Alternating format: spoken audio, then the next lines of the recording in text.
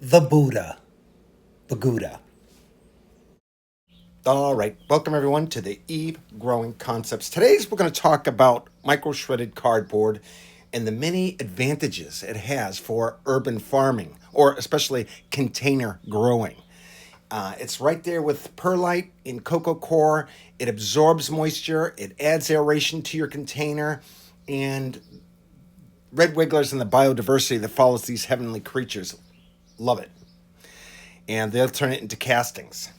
And look at the way I work this machine. Everything, folks. I smash that egg crate down. I put it between two cardboard boxes, and I mince it up. And I do that. We do this with our mail, our bills. Make sure there's no plastic in it, but we do it with our bills, and we turn it into micro shredded cardboard, which of course we use as cat litter. You people who have cats and love the planet, you need to think about micro shredded cardboard as your cat litter.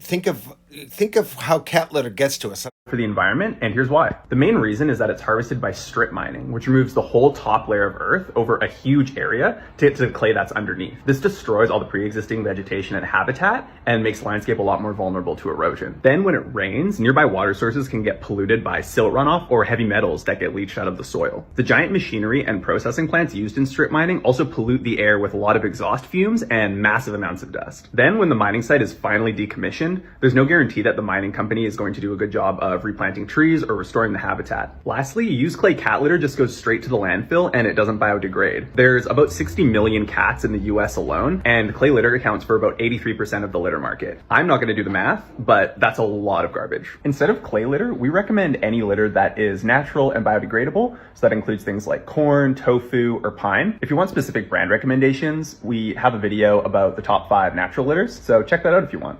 Thanks. All the heavy equipment to get this cat litter to us, and then after the fact, when you throw it out, the weight that people make money moving it around, this heavy weight. Here's how I have my cat litter box. We put our cat litter in a trunk, and we have a 6-gallon or a 5-gallon bucket there that we scoop it out. This one, we never let it go this long, but somebody dropped the ball as far as cleaning this one out. And that colored paper in there, I don't do that anymore. Stay away from colored boxes and stuff like that.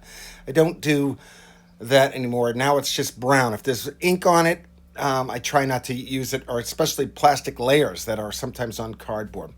So and then I just fill it up with this. And this is cat litter, folks. Free all day long. Your Amazon boxes, your mail, again, like I said. It's just a great free cat litter, first and foremost. And we're going to talk about how we compost it and how amazing it is on so many levels. As far as if you're a worm farmer, if you're dealing with red wigglers, at the very least, they love this material. And what I do is when I have a full bucket, I saturate it with liquid slurry, and then I pour it into this bin. This one I'm still working on right here. I'm going to show you 3 bins, and this is like 2 years worth of cat litter right here. Not in this one. I'll show you in the 3 bins that I'm talking about. This is what it looks like. I saturate it, wet it down so good, and this one is the next phase. After I do that and the thermophilic stage is done, I add my red wigglers to it after the heating stage. When I say thermophilic stage, the heating stage. And so you see some cardboard in there, but look at how happy and healthy these worms look. And if you look closely, there's all kinds of cocoons.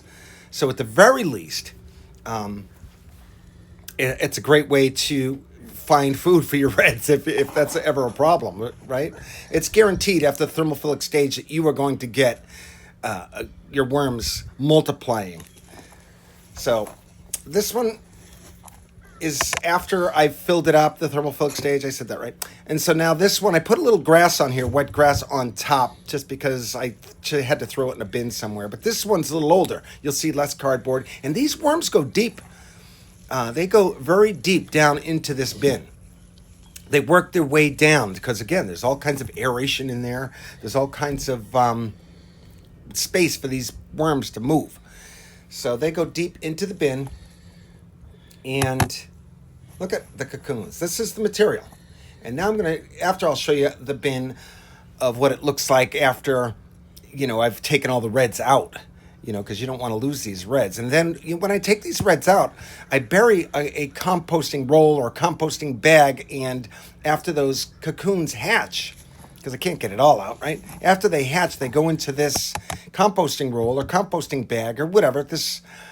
And I pull them out. This is what it looks like after the fact. I've already taken even the cocoons out of this material.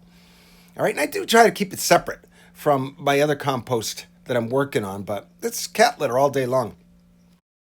We will most certainly heal this planet, one urban farmer at a time.